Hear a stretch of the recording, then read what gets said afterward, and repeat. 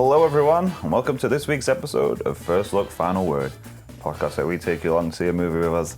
I'm Pete. And I'm Trevor. What's going on, you kaiju? Kaiju? What's going on? Today we're seeing Godzilla Minus One. Yes, the very Christmassy movie, Godzilla Minus One. I know when I think about Christmas, I think about Godzilla, and I think about all he's done for us. And Yep, giant lizards handing out gifts. Some stuff like that. Gifts of destruction and I guess chaos. Yeah, and many movies, I suppose. So this is kind of a special movie for this podcast. Yeah, I guess we should go into a bit of the history of it, right? Because if people are wondering why we're covering Godzilla Minus One, it was about a year ago that Pete and I were faced with a decision. You know, should we go see Godzilla Minus One, which didn't have quite this hype around it at that point yet. Wasn't it the minus color version that we were planning on seeing? Or did we miss that? No, that was a little bit later on after it had kind of blown up. Or the other option was going to see Aquaman 2. And we made the wrong choice. The cinematic masterpiece, Aquaman 2. History has not been kind to that decision. and it's this, not our most popular episode. Yeah, I think it's our least listened to episode still. It's a good one though. Go check it out if you're an Aquaman fan. Well, and actually, so don't even listen to the Aquaman part. We talk about our favorite alternative Christmas movies on that episode. Right, so I think it's worth it just to listen to that conversation up front. Yes, because we're not really going to be getting into much Christmas talk, I don't think, on this one.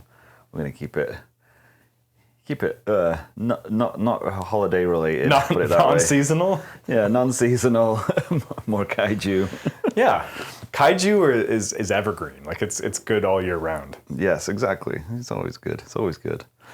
Well, another movie we did not see this week was Kraven, and I feel like us picking Godzilla Minus One today is us learning our lesson in that we can't chase these bad superhero movies. Yeah, this is the only way that they're gonna learn. Yeah, I don't. It's like, is it so bad that it's worth watching? I mean, maybe probably not, because I don't think it's really worth it. I mean, Aquaman wasn't so bad that it was good, and I don't think any of the Sony spunk movies have been worth watching. Do you know what I was thinking the other day? Actually, I haven't actually watched any of them outside of Venom. Yeah, I haven't seen Morbius. I haven't seen Madam Web. No, me neither. And then, is there anything else? It's Kraven, I suppose. One, you were like a little interested in Kraven because that second trailer they cut did look pretty good. The trailers I thought were okay, and I'm here for dodgy Russian accents and. I also think maybe like just Johnny Cash is doing a really good job of selling that trailer. maybe, and I think they did a really good job of keeping certain things under wraps and just sort of showing the best bits, because and they released the whole first 8 minutes of it last week or something, didn't they? It leaked on. I don't know if it leaked. Did it leak or was it? I think they actually I think they purposely released here's just to get some kind of interest in it. Yeah, because I've heard that the first 8 minutes is actually not that bad. Pretty decent opening scene, and then it just drops into a 30-minute flashback scene. A 30-minute flashback scene. 30-minute flashback scene. Okay. Should we commit to watching? I guess we'll just give us some feedback. Do you want us to watch? I was thinking the other day, I might just do a one-day sit down and watch all three of the spunk movies I'm not seeing. Yeah, it's dead now though, right? They announced apparently that's what they're saying. I mean, there's all kinds of rumors flying around now about them potentially selling the rights to Spider-Man back to the Marvel and. But they're still raking it in on the animated front, though. Yeah, right? exactly. And I don't think they even really, to keep the rights, I don't think they technically even need. I think the Tom Holland stuff is enough for them to keep the rights because it's still their character. It's got to be pretty lucrative, right? Right. Yeah. Are they planning a new trilogy with Tom Holland, or is it just one more? That's the scuttlebutt that there is a new trilogy. I don't think it's been confirmed either way. But yeah, I think that's the plan. Okay. Well, they make a lot of money on those movies. So. And we'll be here when they do pick that up. Mm-hmm. And another thing that kind of happened recently and actually just dropped today was a new Superman trailer. Yeah, speaking of kaiju. See the one in the trailer? That big lizard thing? When he's saving the girl from... Yeah, there's a big attacking I don't know. I only watched it the once, so it's not super fresh in my mind. I was going to watch it again before we started recording, but there's a lot in that trailer. We've not spoke about it. We waited until we were recording, so I'm interested to hear what your opinion is on the trailer. I think it looks fucking great. It looks good, right? I'm really excited. I'm in this state, and I've been in this state, I think, since he announced he was doing it, where I'm quietly optimistic, but I'm like concerned because I just don't want it to be bad, and there's no reason for me to think it's bad. I love James Gunn. I love the stuff he's done in the past. The trailer looked awesome. The stills I've been on board with, but I'm just a bit like, it's difficult, man. It's difficult to do Superman again.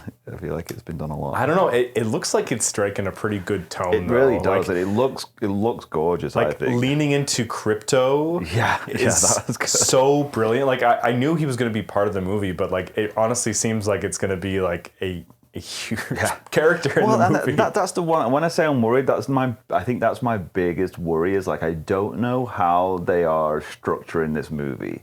And based on the trailer, there's a whole buttload of stuff going on, and a lot of characters to introduce, and a lot of stuff to do. And I'm like, man, how do you do all that? Is it going to be like a 4-hour movie? What's going on? I think we already knew that it wasn't going to to be an origin. Yeah, they're going to do origin again, right? And just to steal your expression, the scuttlebug. The scuttlebutt. Scuttlebutt? Yeah, have you never heard that? You never heard that as phrase? The scuttlebee Scuttlebee is that it's based off of All-Star Superman. Right. Which I've seen the DC animated version of it. Okay. It's very good. And I got so excited by the trailer today. I bought like the collection today. Yeah? And I might have to watch that then. And avid listeners will know that I'm not a comic book guy. So this is kind of a new thing for me, just like buying like buying a series of comics. Wow. Well, there you go. No, very cool. Yeah, I'll have to give that a look too. My daughter's also getting into like graphic novels and stuff like that, so I thought she might want to read it, but I think it might be too violent for her still because I showed her the trailer and then she did not like the blood on Superman when he was coughing. Yeah. So I'm like, maybe gotta wait to show her this kind of thing. Yeah, you know what? Like, I really liked the stuff in the trailer, but I wasn't a big fan of the trailer as a whole. Like the way it was structured, like not like nothing in it. Okay. I just thought it was a bit just like, because like I feel like trailer editing is like a specific art in itself, and like some trailers I see, and I'm like, that is just amazing the way they've put that together, and like all the stuff in the Superman trailer, I was excited and I was loving what I was seeing, but I was a bit like, this is kind of all over the place. Like it's just like throwing shit at the wall. Well, like here's another guy, and here's this, and here's this. And I'm like, this is crazy. I really like the trailer overall. The thing that I found a little confusing about the editing for the trailer is how many like embraces Clark / Superman's having with Lois in it. There's like there's a lot. There's a kiss with Superman, a kiss with Clark, and a hug with Superman in it. So I'm like, I'm wondering what and just like really weird decisions of what they're showing, like a couple of clips of like Lex Luthor, and it was like really odd. Like, why did you choose that specific shot of him? I don't know. Like everything you're saying makes sense to me, but I still left the trailer experience. Me too. Really excited. Like it got me. Don't get me wrong, it got me. I was hyped for it, but then the more I thought about it, I was like, that was kind of weird. It was just more. It was a bit more of like, here's a jumble of random shots from the movie. Doesn't it look great? And I was like, yes, it does, but that's a weird way to present it. Yeah, I can't argue with that. And the other thing that kind of bugs me as well is like when they do these teasers so early, and then the day before they were like, here's a teaser for the teaser that's tomorrow. I was like, we don't need a teaser for a teaser. I was like, is it a teaser when it's like 2.5 minutes? That's pretty new, right? Like with them doing the teaser for the teaser. They've done that before in the past, and I remember everyone just being like, that's so dumb. And I thought it had gone away, but apparently it's not gone away. Where it's like, here's a teaser, because they do a teaser before it starts now, where it's like shows like a 5-second clip of the teaser you're about to see, and it's like the trailer is right now, and then it starts. That's an algorithm I thing. hate that so much. It's like the teaser trailer starts right now. It's like, because you got to get people before they can hit the skip button. Why did you show me to? Yeah, that must be it. But it's just like it bugs me so much. Feels like they're just edging us for a whole year before we can put this thing right. It's like, come on, man. It's like, but not to complain. But man, there was so many characters in it though. I'm assuming that they're just going to drop us in and just be like, everyone just knows these characters and we'll just pick it up from there. And I'm like, I don't think they do though. Like, you're going to have to explain who the Mr. Terrific is. Like, people don't really know. And I have to explain why Nathan Fillion's haircut looks so terrible. I was like, that is a choice. I don't know why they've done that to Nathan Fillion. It's brutal, but I mean, I guess. But it was just so jarring when I saw that bowl cut on his head. I was like, what is going on with that? It seems like they're going to start it up, and it's going to be a sort of like version of the Justice League already kind of like knocking around with like Green Lantern and Superman. And honestly, like it feels like it's the right decision because people are like just kind of sick of origin stories. Well, especially for the DC universe, they don't want to take any chances with this stuff. Like, true. Just jump in, give us the meat. Yeah, that's what I mean. I really want it to be so good. The other thing as well is that like I binge watched Superman and Lois. I don't know if you watched that show. No, it was like the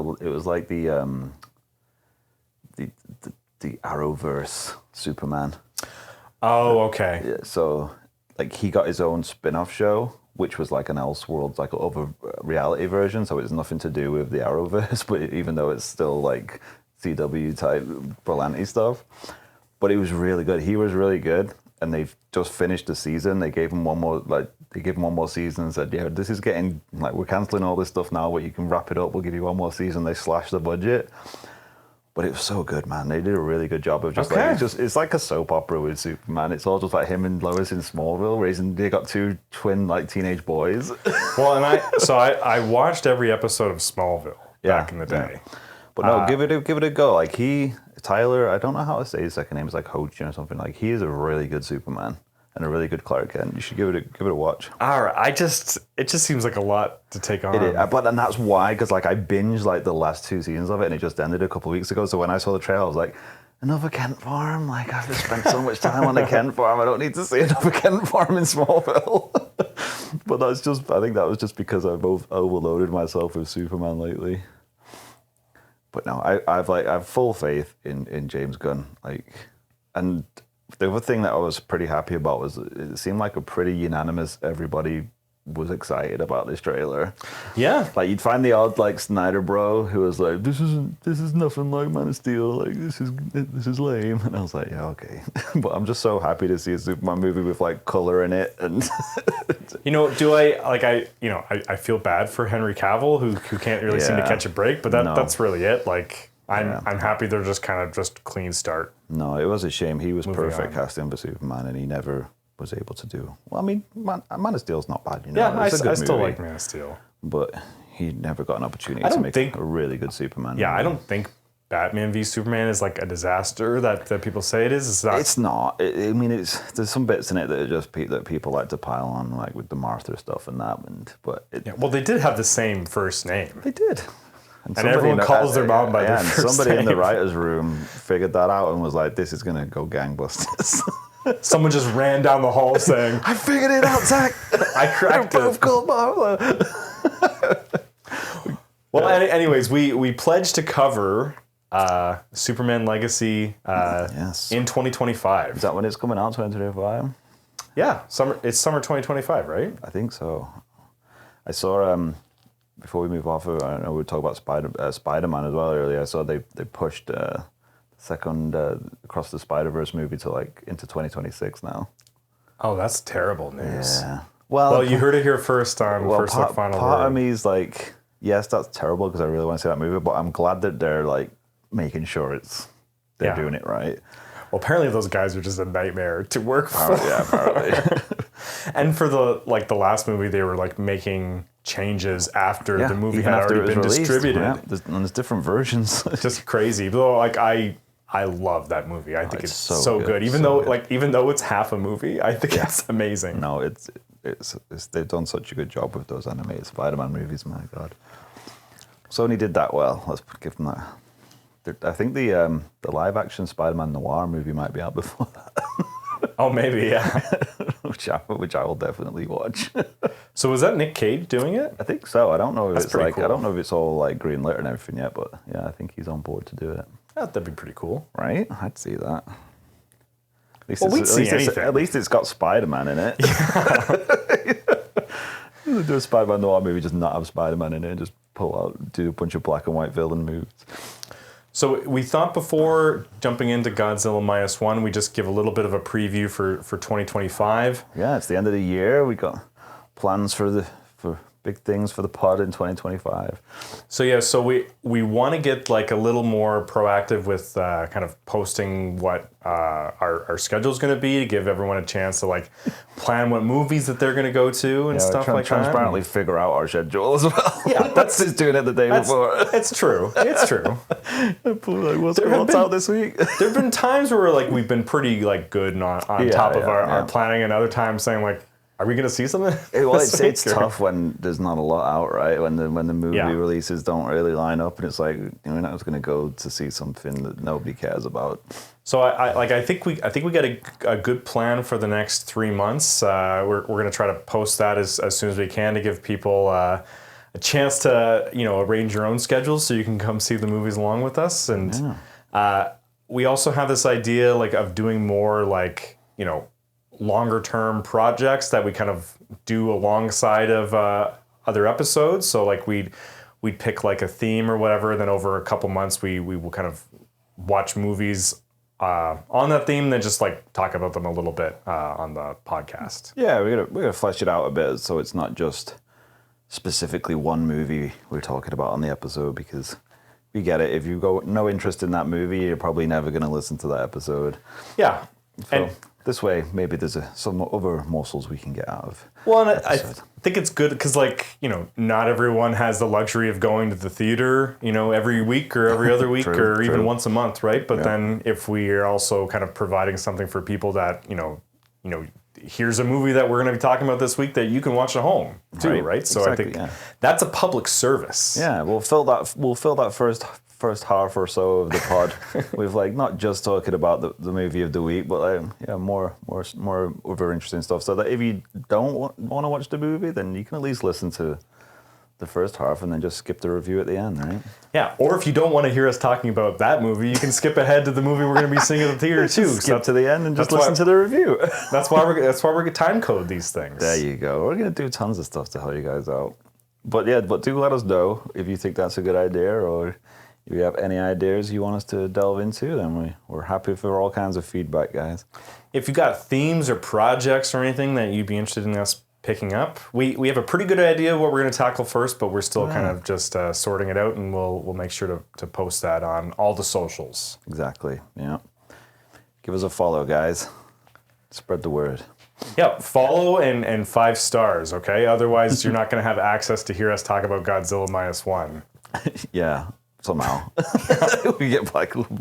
Can you threaten to blacklist people if they give you bad reviews? I feel like that's not good. That's not kosher. Ask Barbara Streisand that. It's a deep cut. All right. Well, anything to say before we jump into the movie here, Pete? No, I don't think so. If people are not going to stick around for our Godzilla Minus One review, I just want to say thanks for your support this year. Now we're wrapping up 2024. Yeah. It's been a good year for the pod, our first full year of podding. Yeah. I think we've come a long way, Trevor. We've come a long way, baby. We have, and we got a long way. Do they have Joe Camel cigarettes in? No, but like we got the references. Okay, I get all my references through like The Simpsons. It's like I saw Joe Camel in The Simpsons, and I figured out what it was based off of like other movies and stuff. That's also how I figured out, the end of Citizen Kane before I saw exactly with The Simpsons. Yeah, all that stuff. Marlboro Man. Yeah, all that stuff. Oh yeah, maybe it's Marlboro Man who says you cover, or is it Joe Camel? I have no idea. I didn't know it was either. It's not my brand. Anyways, off topic, but Pete's right. Happy holidays, Merry Christmas, Happy Hanukkah. It's coming on December 25th this year. So. Yep. Happy New Year. Exactly. And we love each and every one of you. Yeah, we really do. It's been fun, guys, and we're going to be way more fun as we move forward. Even more fun, I should say. Not way more fun. That sounds like we're boring us. Yeah, we're going to start trying. Might actually invest in some better recorded equipment and stuff like that. Yeah. Well, I think we do all right. Yeah. All right, well, let's jump in right to Godzilla Minus One. So if you're new to the pod, Pete and I are going to watch the movie, then hop right back on and give you our immediate reactions. Yeah. Spoiler-free at first, and giving you a warning before we go into spoiler talk. Yeah, so you don't have to worry if you want to hear a quick little review. Like, stick around, and then we'll give you plenty of warning before we jump into spoilers.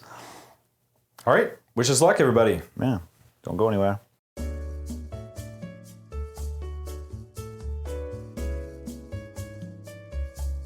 Welcome back, everyone. That was a swift, whatever, 2 hours plus, whatever that 2 was. hours, 2 hours 10? 2 hours and 10 minutes went by in a blink. We're still here in my basement. I guess we never really mentioned that we were in the car this week, but We're taking it easy because it's we're on vacation, man. the week before Holidays Christmas. aside. There we go. Yes. And a long time coming for us for this movie. It's been a year long too time. late. Yeah, I don't think they're planning on putting it back out in theaters anytime soon. But I would have really liked to see that on a big screen. The minus color would have been pretty cool, I think. But saying that, should we get into it? Yeah. So what'd you think? Worth the wait? Was it worth the year's wait, Trevor? Did it live up to the hype? Yeah, well, to be honest, like I still had never really known what, kind of the plot of this movie was going to be. Mine neither. I was kind of totally blind going into it. So I was surprised at like how much of a a proper disaster movie it was. Like I thought it was going to be more of a prequel, but it ends up not really being like too much of a prequel, really. No, not really. I guess a bit of an origin story, I guess. Yeah.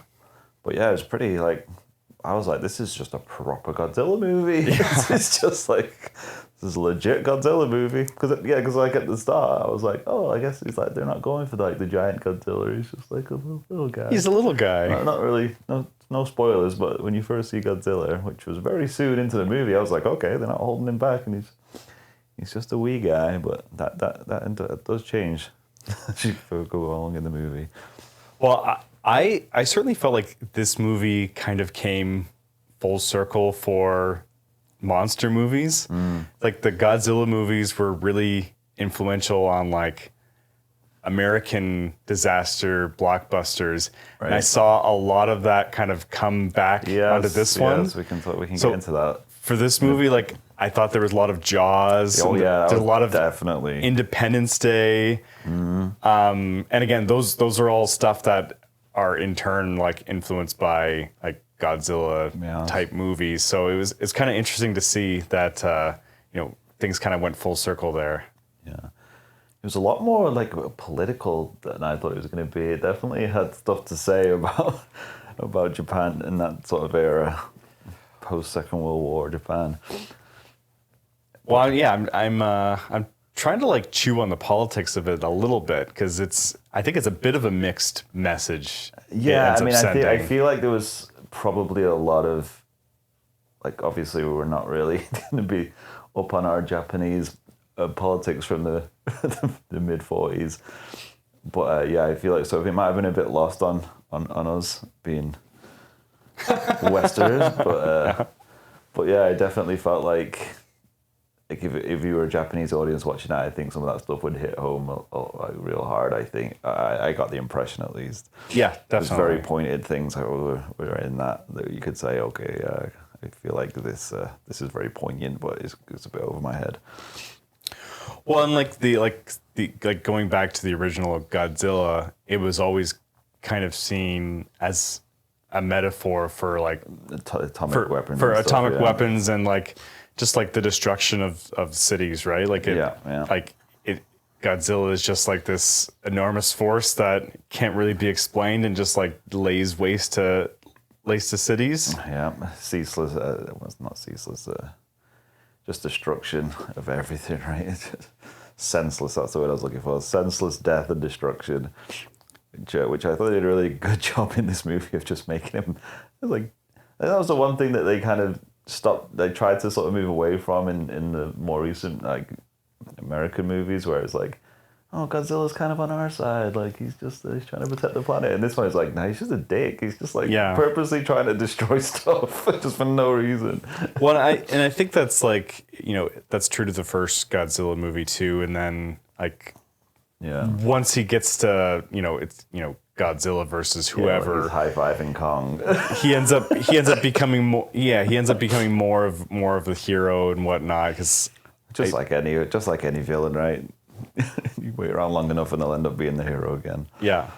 So the thing we didn't mention at the top is that this movie, like, while made on like a budget of like $10 million or whatever, It's insane, right? I know that it got its flowers and a lot of plaudits for how well it does its effects and that, but it's crazy how good how well they stretch that budget. It's pretty insane. well, it's kind of like even just the amount of extras that were used in this movie, like, and like it's a period piece too, right? Like it's in the 1940s in Japan. It's madness how well they were able to do it on that budget. It's crazy. So I think that like the fact that a lot of the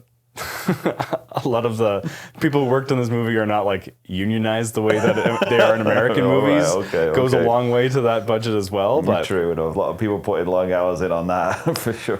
But still, this movie does seem like, you know, an underdog, right? Like it can like show like Hollywood movies that, you know, we can do special effects better than you can just by taking our time. Yeah, your movie that was 50 times the budget or more is like garbage in comparison. So we did an episode on the podcast on Godzilla X Kong. Yes, we did do that, didn't we?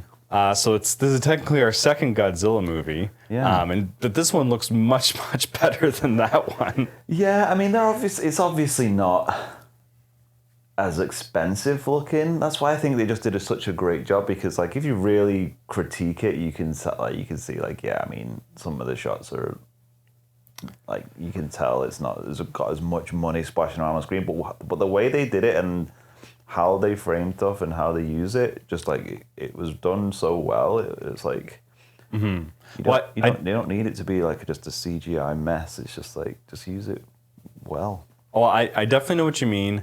Like the first appearance of Godzilla, I think looked a little like shabby. Yeah. And I was thinking like, oh, like this is the thing that won an Oscar or whatever. But it got much better when, you know, you saw Godzilla in the water and then attacking the cities. Like it didn't look good on the sand, I guess. Yeah, maybe. Well, I think it was just because it was smaller as well. I think that's harder to do, right? When you work with something that's like so giant, it makes it easier to sort of that's true, get past that sort of uncanny valley stuff. But to your point, like you know, it's not just the effects that worked really well in this one. Like the melodrama, really worked in this, and like the more scenes you have, like of two people just like in a room, like crying and like having intense conversations, kind of distracts you from the fact that, like, you know, this like 5-minute scene, you know, it's just costing like a few $1,000s, right? And this is helping distract us, so then we're not having to rely so much on CGI. Saying that though, it's the one thing that recent Godzilla movies have not been able to do, and it's have human characters in the movies that you really care about. It was always one of the big complaints, and it was one of the reasons why those movies get a lot of stick. It's just like, yeah, the big Godzilla stuff is cool, but then I couldn't even tell you any of the characters from any Godzilla movie, or like nobody cared about them. They were just people to run about and sort of forward the plot in some way. But this one is really like, it really made, like, these are real characters and this is their story. It was more about the story of the characters, and Godzilla was just kind of like a metaphor for a lot of what they were going through, to be honest. Well, I have a theory on that when we get into spoilers. Oh yeah, okay. One of Trevor's theories, eh? It was a dream all along.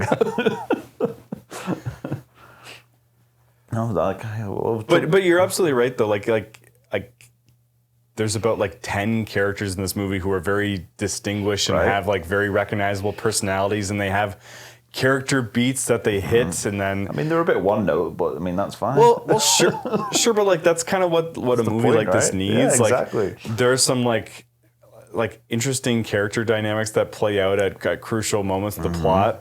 Like this movie like is hitting certain emotional highs that, you know, they're definitely trying to hit in, you know. Yeah, the Rise of Skywalker is trying to hit similar notes to this. Like he's pulling Rise of Skywalker in, but to kick the boot in. But you know what? It kind of just, it does, like, and it is cheesy in a lot of ways. Yeah, it is. But like it kind of is doing that like, you know, that 90s level of cheese better than more recent blockbusters are doing. Yeah, it's one of the they made the choice and they went for it and they did it well. It's like there's something to be said for that, I think. It's like they knew what they were trying to go for and I think they nailed it really. Yeah. And it's not high art or anything, but I mean I think they executed it perfectly. Yeah, no, for sure. I completely agree. Like it just gets the job done. Yeah. Oh, anything else you wanted to mention before we got into spoilers? I'm trying to think if there's anything else. I honestly, I think I can tell why they released the minus color version. I think that would be really cool to see. I think it probably would go a long way to like making the CGI look even better. It would smooth a little of the edges of that. There's a few scenes where you're like, yeah, that's obviously composite in and stuff. So I think the black and white version, I think, would look amazing. And it would just give it more of that like aesthetic, like a period piece, like you say. It would just make it look like a proper old Godzilla movie. But no, I guess we're not really told much about Godzilla though. Like, what did you think of the design and Godzilla as the way he was presented in this? Because I thought it was awesome. I thought the presentation of Godzilla in this is like, yeah, this is Godzilla. It's freaking awesome. I think they did a really great job in like, you know, staying true to like the original design of the character while like still modernizing it. It was really a perfect fusion. It really was. I thought it was really well done.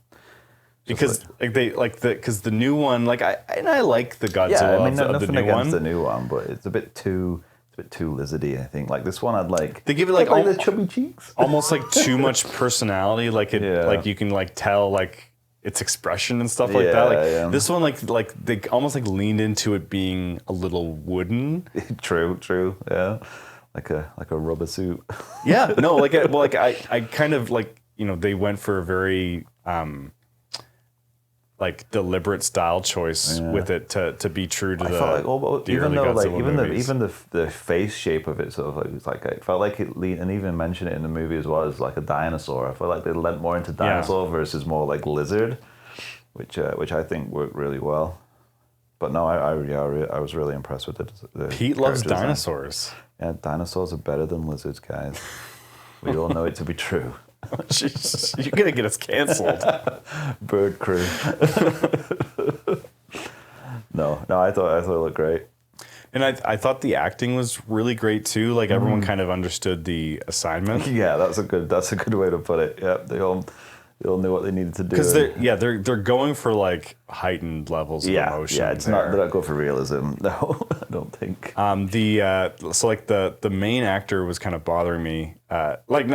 It was bothering me because I knew that I recognized him from somewhere. Right. Well, yeah. They did have one of those faces. So I looked it up and turns out I was recognizing his voice because he was from. Oh really? He's from Your Name and Weathering with You and Suzume. So like I was just like remembering his I guess his voice there. We also neglected to mention that we did watch the Japanese language version with English subtitles because. I know there's a dubbed version, but we went for the proper one. Yeah, it kept telling us that the water was plopping. Yes, so some of the descriptive subtitles were pretty hilarious. There's a lot of plopping water. But that's fine.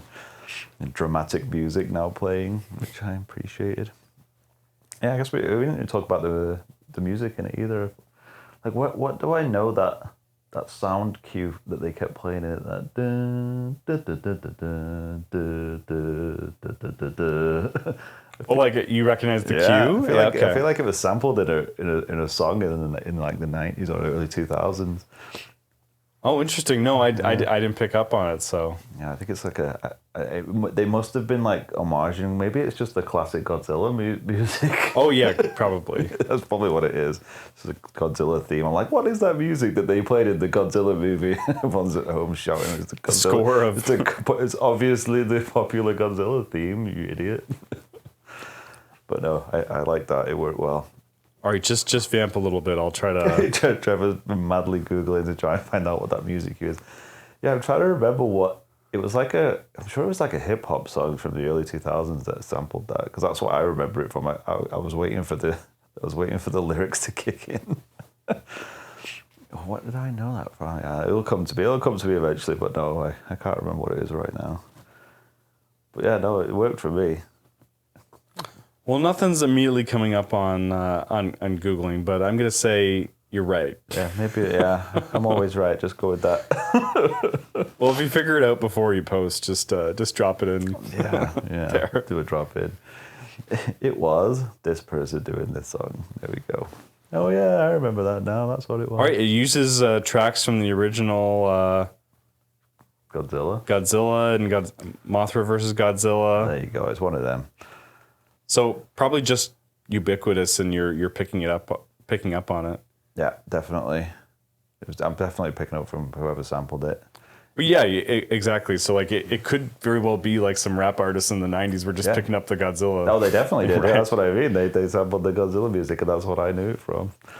Anyway, it was a bit of a round the house conversation about the song, but I liked it anyway. It's good of him to use that original Godzilla score, wasn't it, Trevor? It was great. What a callback.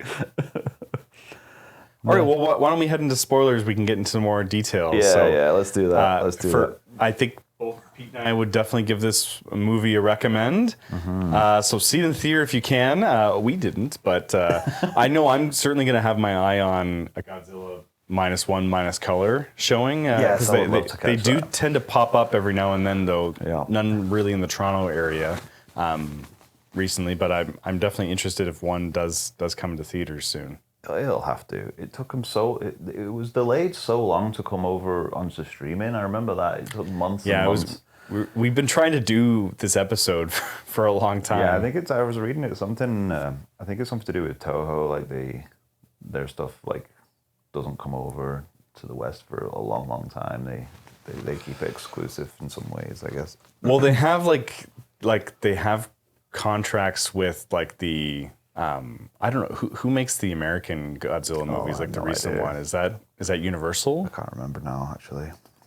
Because they had an agreement for like a 10-year period where Toho couldn't make Godzilla movies because of these recent ones like the Gareth Edwards ones. Yeah. Maybe it's to do with that then, I don't know. So I don't know. Maybe they're just like, F you. We can't have it. I feel like they missed the trick though, because it was like, there was a huge buzz around it when it was up for the Oscar. Like, it won the Oscar, right? And then, did it win the Oscar or did it not? It did for special effects? Yeah, it did. Yeah, I thought it did. But I think it was like Japan didn't put it up for like best international. Best international, no. Oh well, they got their statue. Yeah. I remember seeing the clip of when they got nominated, and they were all so excited. It was amazing. It's pretty cool, yeah. And it's the director of the movie too is like the head of special effects as well. I'm sure they all wore many hats. Yeah. All right, cool. So should we move into spoilers then? Yeah. So if spoilers bother you, you can drop off and hop back on when you see the movie, or if not, just don't mind being spoiled, I guess. Yeah, I mean it's been out a while, so. So my theory behind this movie. All right, yes. Maybe you said you had a theory. This is not even half baked. I literally just watched this movie just now. No, Like that's something you've read, right? You're just trying to pass off as your own. But you know how like the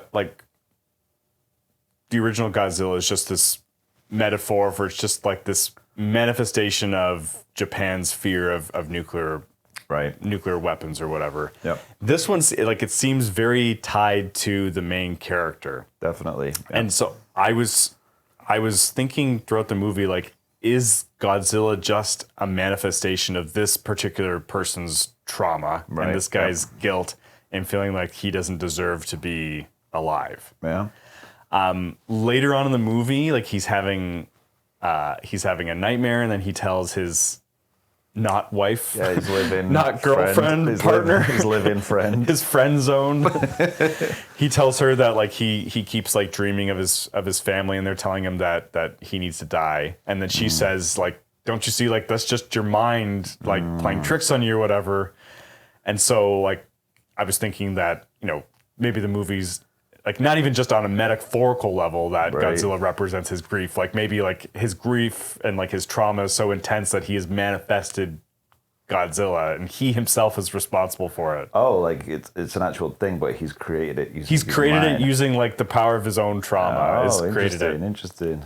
And something really weird. I don't know. Did you notice that thing going on his not girlfriend's neck when they met in the hospital? I did notice that. What was that about at the end there? I freaking think that like when he decided to live, he manifested her back to life. Oh, interesting. Yeah, because I was like, is that supposed to be something, or is it just a weird camera angle? Because like it looked like she was her hair. It looked like she was regenerating, just like Right. Godzilla regenerates. That's interesting because I felt like they didn't make that very overtly clear what that was, which I guess they wouldn't, right? Because it's supposed to be ambiguous, maybe. But I was like, I feel like that was something. Oh, that's a really interesting theory. Yeah. So yeah, Godzilla Minus One, a testament to the power of the human mind can do when it's traumatized. Fair enough. Yeah, no, that would. Yeah, you know what? The more I'm thinking about that, the more I'm liking it. Oh, well, thank you very much. Because there's other things in it as well which happen, and you're just like, yeah, that's not really very realistic that would happen. But maybe that's just because it was his brain making it happen. Well, like he also he screamed in agony at one point, and then it seemed to like rain oil down. Yeah, what was that? I don't know. I thought that was something to do with like the atomic blast, which, my word, his like atomic fire breath or whatever they call it. I know there's an official name for it. I don't know what it is. Is it atomic breath or something? I don't know. It's a Kaioken It was attack. like intense in this movie. Well, yeah, it was like literally causing atomic explosions. Yeah, everywhere. like it just like, and especially the attack when they were on the water and then all the ships Right. were rocking in it. I thought that was really well done. Like you it was see like everyone insane. feeling the heat of the Yeah, heat ray. yeah. They call it a heat ray here. I don't know if that's what it's Yeah, officially I know called. it's like atomic something. It might be atomic breath. It just sounds lame, but I mean it's pretty hokey back in the day. But like the first one though, where he first does it in the city, and it's just like, yep, it's basically like someone's just dropped the big bomb on. yeah, on it's not really subtle commentary. No, it's not subtle, but it was Yeah. like, wow, that's like that's intense amount of damage that's going on, because like I don't remember that being like, because Godzilla's like, yeah, I'll run around smashing stuff and like fire lasers out my mouth, but I don't remember ever being like, and then there's just going to be a giant explosion that's going to just like destroy everything. Yeah, well, like, and I'm not a Godzilla expert No, by me any means. Like, neither. I know Maybe- he has like that fire breath. but Maybe people like, yeah, that happens every time, idiot. Like, it's always like that, stupid. yeah, no, but it was. I was like, that is intense, man. It was like, there was a lot going on. Yeah, hop on like on Spotify or hop on Apple Podcasts and give us five stars and say we're stupid. Yeah, these idiots don't know Godzilla. Yeah. Don't even know it's not called atomic breath at all, you idiot.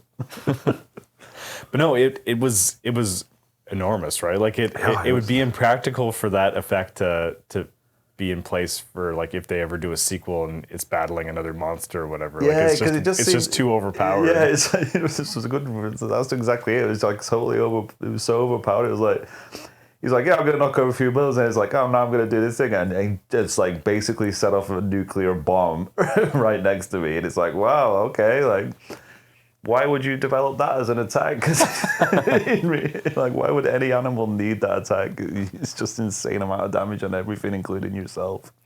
Which just shows that it was supercharged by the nuclear blast. Right? Right. I thought that it was interesting in that it was already like an existing creature, right? And Yeah, then it 'cause- gets like supercharged by the nuclear bomb. wasn't it like, is there different versions of the law where like one of them is the bomb test like created it, and one where it was just, because I think in like the new ones, like in the Gareth Ogles ones, it's like that didn't create it. They're it all just, like, living creatures it over like there. and they respond. it roused it from its Yeah. deep sleep or whatever, because it was such a big bang. You know, it's been a while since I've seen the original one. I thought that it was more like a direct correlation, right? Like had to be, right? the nuclear Because, yeah, testing it's is like like, birthed this monstrosity. because it's like you say with the atomic fire breathing and all that kind of stuff is it's basically created from that stuff. Yeah. That's why it's radioactive and that. So what did you think about the plan to take Godzilla down? Stupid plan, I thought. I like the Freon part of it. Yeah, that was pretty ingenious. Well, I shouldn't say stupid plan. That's harsh. It was like a well worked out plan. I just in my mind I was like, how is that ever going to work? I mean, they pulled it off in the end. Fair play to him, but I just felt like we're going to tie him up with Freon, and then it's just going to sink him to the bottom of the ocean. So it's like, okay. So that part where they're like, they have to run a string around and go there. It reminded me of the Battle of Hoth, when they're like weaving in between AT-AT legs. Yeah. And then they launch it down to the bottom of this trench. But I thought it was like a pretty clever plan. Just leave him there, right? But then at the first sign that he's not completely dead, they're like, oh, let's and that's the bit where I was like, I'm not on board with this anymore, because they make a huge point of being like, he's going to be so deep in this trench that there's going to be so much pressure. The amount of pressure crushing this thing is just going to be intense, and it was like, and then we'll just blow up a balloon. Yeah. It's like, excuse me, you're going to do what now? You're going to blow up a balloon where there's this intense pressure that's going to crush everything that's down there? It doesn't. You understand that's impossible, right? I see what you mean. Mr. Scientist. Because how would the balloon survive at that depth? How would you right? fill a balloon? The whole idea is that the amount of pressure on the outside blowing it is so intense. You couldn't blow a balloon. And how would you even get air down there to blow a balloon? I guess it's pressurized canisters, but I don't know how that would survive themselves too, right? at That's that what part. I mean. The whole point really is that it's going down to such a depth that it's just going to crush it with the amount of pressure. So nothing that you have after that point would be able to be working still. I just even admitting that, okay, that would totally work. You would totally be able to launch them back up. Let's just skip. Let's just say because of science that will work fine. And I get they're wanting to bring Godzilla back up because then the pressure will decompression. Yeah. But isn't sending him down with the pressure enough already? It seems like you're really just doing him a favor by hauling him back up. I didn't understand. They were like, and then we will bring him back up, and the decompression will definitely kill him. It's like, no, it won't. If none of the stuff you've tried already is going to kill him, that is just going to bring him back up, and he's going to be mad. Really, if you think that launching him down 1,500 feet didn't kill him, I'd say it's more advantageous to just leave. All right, let's let him take a beat down there. It'll take him a while to figure out how to get back up. Because it didn't seem like he was going to be quickly swimming back up. But when they were hauling him up, he looked like he was dead and frozen down there. Yeah, that whole. And I love the whole oh look, all the tugboats have come to save us, and the kid we left behind's coming and all that. I got on board with that, but I was like, I don't think that's how that would work. They were like, oh, we can't pull him up because it's going to break our ships if we keep pulling. It's like, oh, we'll just get more ships and pull harder then. That will solve everything. That's a lot of rope. Yeah, it's like, that would just rip your boat in half. It's not going to work that way. But where I was ragging on Rise of Skywalker was in that moment where they have all these ships kind of show up. Yeah, they all show up at the end. And I feel like that's sort of the emotional beat that Rise of Skywalker is going for towards the end, where they have all this ragtag team of support kind of show up, including Wedge. Wedge showed up. Well, there you go. So that wins. Wedge showing up wins, beats the kid showing up at the end of this. Well, and I was saying before how I thought there was in the Jaws influences, I think are pretty obvious. They even have the wenches all seem similar, and the buoys going down through there. Yeah, the canisters going off the back of the boat was totally the buoys going off in Jaws for sure, and obviously the shooting the mine in his mouth. Yeah. And it was already reminding me of Independence Day when the head scientist was giving his impassioned speech. It sounded just like Bill Pullman's speech. He had the same hair. And then it made me realize Godzilla's lighting up in the same blue that the spaceship from Godzilla is lighting up in. And then they also fly a fighter right into the his mouth. Into the mouth of because that's what Randy Quaid does too. Yeah, I'm back. Yeah, You should have said I'm back. That would have been amazing.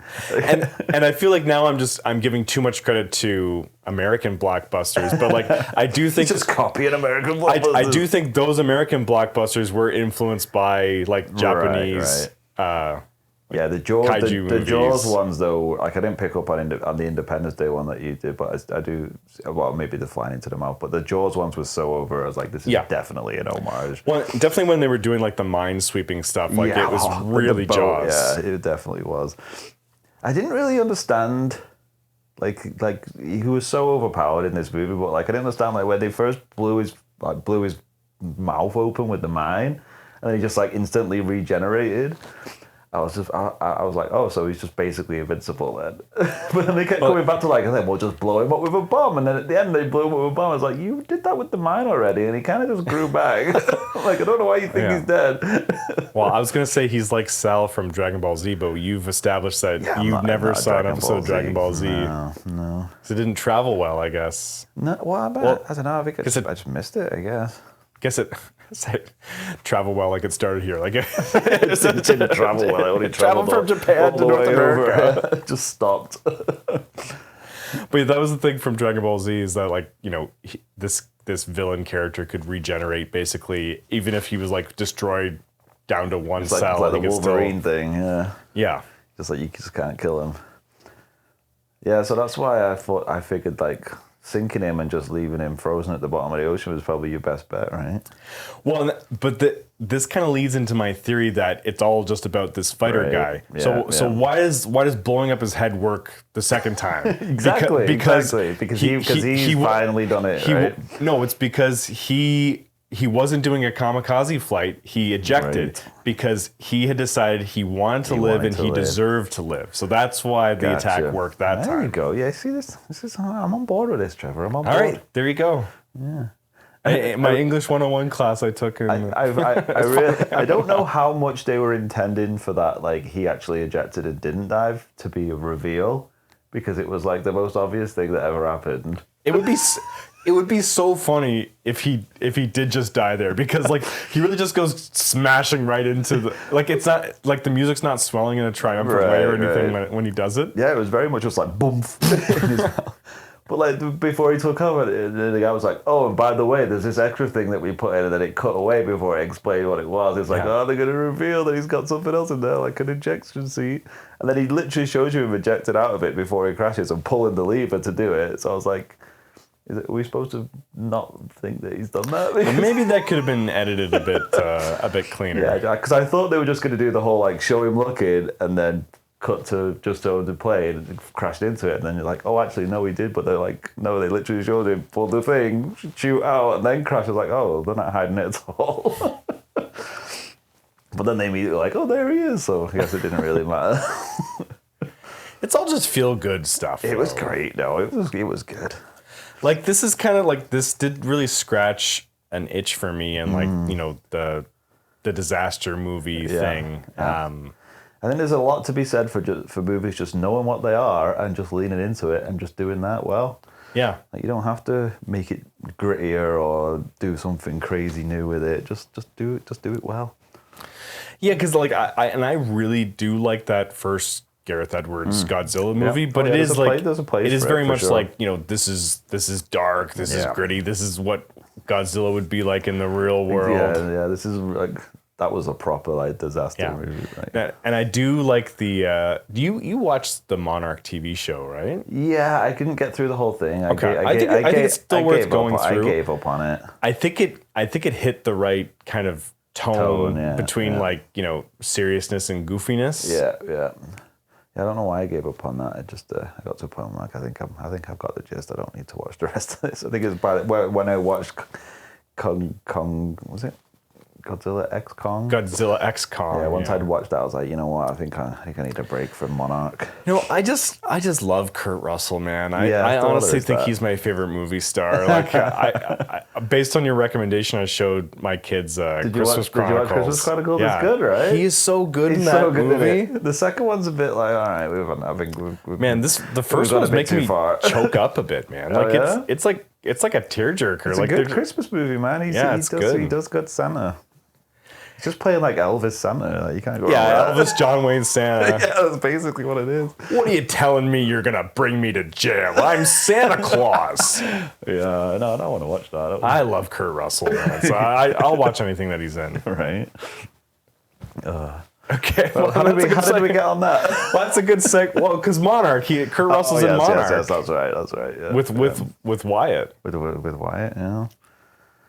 Yeah, I remember it really threw me off how, like, are they going to explain why the age gap doesn't work?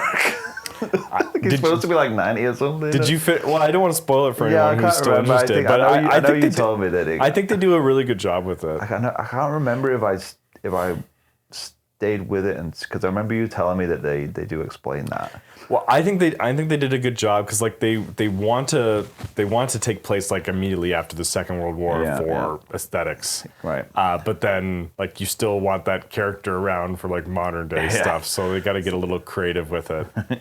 Well, I don't think I got to the point where they explained it, but they definitely like would be like, you don't look old enough.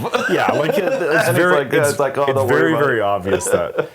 It's like, oh, you're 98. He's like, oh, thank you very much. I feel like I do look pretty good. They could have just done that, and I would have been fine with it, to be honest. I'm like, yeah, I get it. You just want Kurt Russell today, innit? It's like the timelines aren't really adding up. Don't worry about it. I think like, are there more Godzilla, King Kong movies in the works, or are they done now? Well, I feel like I thought I remember hearing an interview with him afterwards saying that he would do it. Like, he would definitely come back and do another one, but I don't think anything's in pre-production. I don't know if anything's in production now. Like, those movies are like pretty solid performers. Yeah, like, they do well, right? They always kind of just like, quietly like triple their budget back. Like not like runaway box office successes, right? But they have dedicated fan base who'll come out and see it, and like they're like, and like not like this. Like the Godzilla Minus One is a bit like a bit of a step above that kind of thing. Right. But there's a market for just like fun, dumb stuff, right? Yeah, there sure and is. This is fun. This is fun and dumb, but like less dumb than that. Yeah, it's like highbrow dumb. Highbrow dumb. Yeah, that's a great way to say it. Highbrow dumb is perfect. Yeah. It's different from like Fast and the Furious stuff. That's where like Godzilla X Kong was for me. It was like that was into the like Fast and Furious style, where it's just like, this is just like, don't even worry about it. Just enjoy the show. Don't even think about it. Just watch the cars flying through the air. Well, Transformers has really gotten like that way too. As well, yeah. But no, so I was gonna say, franchises and sequels is gonna be the way to go now. I saw like the top 20 earning movies from this year are all franchise based or sequels. Like even like the start of a franchise, you mean? Or Well, like either a sequel or based off like already established IP. I think there's one that wasn't. I forget what it was though. But like, yeah, I think all of the top grossing movies are all sequels, or because it was especially the top 10. Well, let's look here, because this is going to be our last. Yeah, pull it up. Global box office. Excuse me. For 2024. Let's see what the top 10 is, because I don't think there's an original story in there. Okay, so Inside Out 2. Yeah. Deadpool and Wolverine. Despicable Me 4. Moana 2. I was going to say, I think Moana 2 is probably climbing up there now. That's done crazy well as well. Yeah, like quietly. Yeah. Like no one's talking about Moana at all. But It's so killing it. Worldwide, it's made $724 million. That's crazy. It potentially could do better than Inside Out 2 at this point, if it keeps going. I don't think so. Well, you want to hear the total for Inside Out 2? It was like 1.2 or something, wasn't it? 1.7 billion. Really? Oh my word. Jeez. Like it's one of the I think it's in the top 10 of all time. That's crazy. Right now. Crazy. Deadpool and Wolverine's at 1.33. Pretty good. Yeah. Number 5 is Dune Part 2. Yeah. Check out our Dune Part 2 that was a great episode, guys. We movie. also did Deadpool and Wolverine, but it's not as good as Dune Part 2. So No. listen to that episode too. Number 6 is Godzilla X Kong. There you go. So 5. Look at that for a segue. 571 My segue skills are on point. So number 7 is Kung Fu Panda 4. Wow. Man, like cartoons, like people like taking their kids to shit, cartoon man. sequels are where it's at. That's the problem. That's what I'm saying. That's the problem. They're gonna look about it like, okay, let's get more cartoon sequels out. Yeah. That's why they're doing another Shrek and another Toy Story. Well, at least the Toy Stories have stayed good. Yeah, and I'm here for more Shrek, to be honest. I have never seen the third one. Not, Wait, is there 4 good. out now? Yeah, there's 4, I think. Yeah. I've never seen the third or the fourth. They're not very good. I'm behind on Puss in Boots too, even though I heard like that's really you've good. not seen that Puss in Boots movie? Oh man, that's why I'm psyched for a new Shrek movie, because that Puss in Boots movie is amazing. I know it's supposed to be really, really Last good. Wish, is it? I haven't got around to it. Oh, it's great. So number 8 is the first film on this list that is not a sequel. Part of is it existing IP though? What is it? Existing IP. Wicked. Wicked, yeah. Yeah, it's a sequel. It's a quill. It's a prequel. It's a Wizard of Oz, or a sequel to Oz the Great and Powerful. But I think Wicked. Yeah, but but Wicked itself is not a prequel to the movie The Wizard of Oz. Oh, but it's in the same universe. Yeah, right? I guess you're right. You know what? It's not an original. Come on, Trevor. That's clutching at its jaw. I'm just saying it wasn't a sequel. Like everything, because because there's going to be a Wicked Part 2, right? It's like this is the first film in the franchise or whatever, and then 9 is Venom: The Last Dance. I'm actually surprised it's done as well as it's doing. Yeah, $475 million. Wow. Then number 10. Oh yeah, we also did an episode on Venom: The Last Dance. Yeah, we've done a few of these. Number 10, Beetlejuice. So really? good for Timmy Burton getting a pretty that's all solid hit. Pretty much all sequels though. That's crazy. Yeah, that is all sequels except for Wicked, and you said basically it shouldn't really count. I'm calling that a sequel. Let's just keep rounding through here. Okay, so until we hit one that's original movie. Bad Boys Ride or Die. Dude, really? Wow. 12, Gladiator 2. Check out our episode on Gladiator 2. 13, Kingdom of the Planet of the Apes. Pretty good movie in my opinion. Yeah, we did an episode on that too. Twisters. It Ends With Us. We did not see It Ends With Us. That's based off a book though, right? Yeah. Still existing IP, you're right. Alien Romulus. We did an episode on that, but that's both a prequel and a sequel. Yeah, definitely. The Wild Robot. I wish we did an episode on The Wild Robot. I love that movie. That's based off a book too. Quiet Place, Day One. Mm-hmm. The Garfield movie. Really? Oh my word. I'm actually really surprised that this is in the top 20. What, the Garfield movie? No. The next one? What number are we at? This is number 20, I'm going to say right now. Joker Folie à Deux. Oh. For the disaster that this movie was, it still made $206 million at the box office. Wow. That's still going to have, lost $100 million. That's crazy. Yeah, and then, let me see, so then... Is any of those 20, original? Okay, no. So number 22, 21 is Ghostbusters Frozen Empire. Did an episode on that. Bad movie, in my opinion. Yeah, it's not good. So 22 is the first original concept movie. We found one. What is it? If. Right? If. Yeah, I forgot about that movie. And that's like a John Krasinski brainchild, right? Yeah. That's not based on anything. Yeah, and this is the problem, Trevor. That's why we're not gonna get movies like that. And now, not that it was amazing. I mean, it was good. All right, rounding off the top 25, and then I'll stop talking. Okay. You have The Fall Guy. I think that's original content, right? No, it's based off a TV show. Is it? Yeah, Fall Guy was a TV show. I have no idea. In the 80s, 90s. Oh, okay. Well, never mind then. Because wasn't it Jonathan Majors? Because wasn't he? I obviously don't know. I wasn't watching it or anything, but I definitely I had no idea. I definitely know that it was based off of a stunt guy that was did solve crimes on the side. Okay, great. And then number 24 is Bob Marley, One Love. Okay. So that's like an original.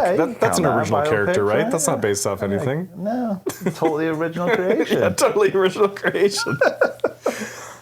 Good music. Yeah, I never did get around to watching that. But No, I've seen I it. heard it wasn't good though. I hate music biopics. Yeah, I know. And 25. This is original content. Okay, I'm we quite got sure. there. 25. Okay, do you want me to give you a clue for this one? Go on then. Okay, clue for this one. Like, you have to see this in IMAX. Like, the IMAX technology really makes this Was movie it pop. Red One? Red one? Is it? Wow, nice. But it only made did that- $176 million, so that's got to be a loser, okay, too. so we're getting to the bottom of the barrel a bit here. So there's some stuff here, and then Furiosa is the next one. Well, but I'll stop. Santa's an existing character, though. We're like some of these, even though they're in the top 25, are money losers for sure. So it's been an interesting year for the box office. Yeah, and like it makes me nervous for studio decisions going forward. Like, it's going to be harder and harder to get interesting original ideas off the ground, I think. Well, it was already very hard. Like, you have to be, and they're just going to say, look at this. They don't make money. you have to be Christopher Nolan to do it now. Exactly. Maybe Jordan Peele is going to get some stuff in there. Yeah. This Todd Phillips used to be a guy who can get stuff made, and that's not going to happen No, anymore. he burned that bridge a little bit, didn't he? Yeah. Oh well. I feel like that's way too downbeat. We need to increase the optimism here. We got a great slate of movies coming for you guys in 2025. So let me see. I think I got. Yeah, there's some good stuff coming Should I out. Don't dedicate worry. Should I dedicate ourselves to a couple things here? Let's do it. Whatever. So- We can always just go back on our word. So January 3rd, we're going to try to do a double billing, everybody. So we're over the Christmas break. We're going to miss out on Nosferatu and A Complete Unknown, so we're going to do a double billing there. I just said I hate music biopics when I see it. I'm probably going to complain. Yeah, probably. And then there's Wallace and Gromit, Vengeance Most Foul. Yes, I'm so excited for more Wallace and Gromit. I love it. And then, coming up later is Captain America, Brave New World, Paddington, Peru. I'm excited about that one. And then Sinners is one I'm very excited for March 7th. Remind me which one that is. That's the Coogler one, right? Oh, That's of course, yes. And we're going to try to see that in 70 millimeter if it comes to Toronto. He's playing twins in that, right? Michael B. Jordan? He's playing twins? I read somewhere that he's actually playing twins in that, like two different characters. Okay, well. I didn't get that from the trailer. Two's better than one. Yeah, double your Michael B. Jordan. double your pleasure. Michael A. Jordan will show up. Oh, that wasn't very good. All right, so yeah, like we said, we got lots of cool stuff coming your way. Yeah, man, it's gonna be a good January. It's gonna be the best year ever. Yeah. Here we go. It's gonna be amazing for First Look Final Word. Okay. Better subscribe quick. Yeah, definitely subscribe. We have a contest going on Letterboxd right now. Oh so yes, let's pimp that. definitely hit us up for that. So if you subscribe and give us 5 stars, then we'll put you in a draw to win a year's subscription to Letterboxd Patron. So Check that out, man. That's a Don't wanna miss that's a out on that. real legit prize, guys. yeah, We're good for it. We promise. It's on just recorded. you know where we live if we Yeah, don't. it's on down on wax now. You can take that to court. All right. Well, from First Look Final Word, happy holidays, and we'll Yes. catch in with you guys in the new year. Yeah, happy New Year, guys. Until 2025. That's the final word.